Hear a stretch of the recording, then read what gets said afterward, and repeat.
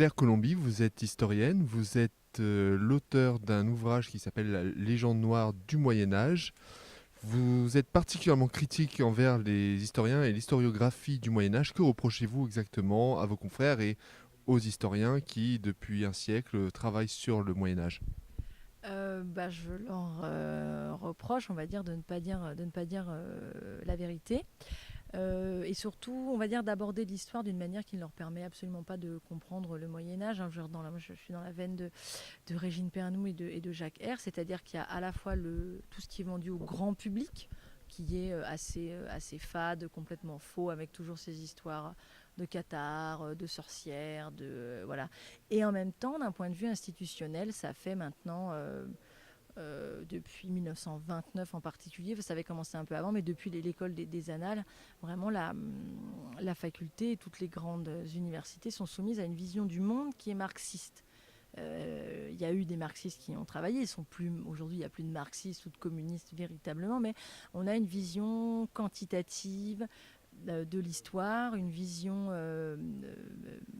on ne travaille que de cette manière.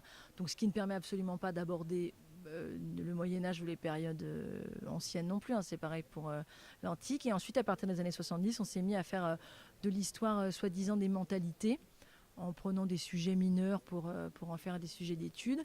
Et puis après, depuis les États-Unis, sont arrivées l'histoire du genre. Hein. Vous savez qu'aujourd'hui, en histoire, vous pouvez tout à fait avoir une licence, voire même un master en histoire du genre et de la sexualité. Voilà, s'interroger sur les positions sexuelles que pouvaient pratiquer les gens dans les périodes anciennes ou dans les périodes euh, modernes ou du Moyen Âge, ça n'est absolument pas une blague, c'est véritablement des cours. Hein. On peut être diplômé de ça. Alors comment expliquez-vous justement, justifiez-vous que l'histoire aujourd'hui soit malmenée à ce point? Quel est l'objectif, quel est le but finalement de cette activité? En fait, l'histoire et le Moyen Âge, c'est de par là que moi j'arrive, mais c'est quelque chose de beaucoup plus général. C'est dans ce que nous on appelle déjà les sciences sociales, donc c'est déjà un concept compliqué. Le but, c'est le réel. On n'est plus des gens qui étudient le réel, hein, que ce soit un sociologue ou un ethnologue ou un historien ou même quelqu'un qui est dans les sciences dures. Il faut que l'on transforme le réel. Ils sont là pour transformer le réel. Il y a des citations d'historiens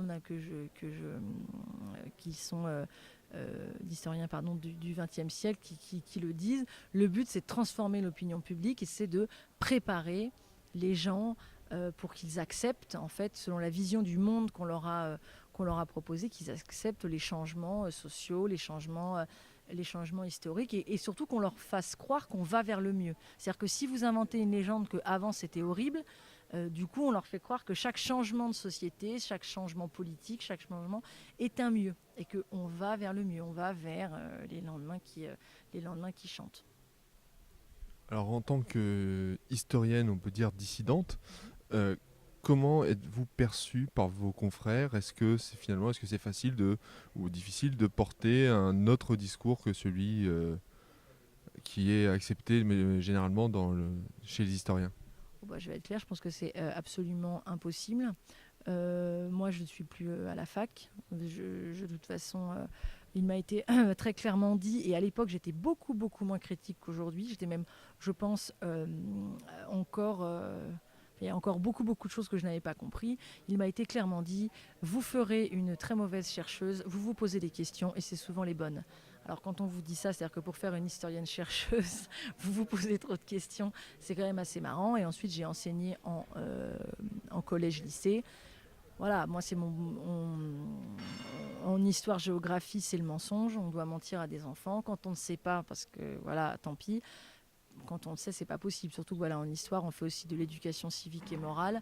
Avec les changements de ces dernières années, avec toutes ces questions aussi importantes que l'Union européenne, le mariage homosexuel, les guerres de l'OTAN, hein, ou ce genre de, ou l'immigration, on n'a pas le droit de faire des débats. Il faut absolument donner le point de vue qui nous est donné, c'est-à-dire que nous sommes ces espèces de perroquets du système, et il faut absolument répéter ce qui nous est donné ce qui nous est donné en haut. Bon, moi, je ne suis pas d'accord, j'ai préféré partir. On ne va pas se battre toute sa vie contre des moulins à vent.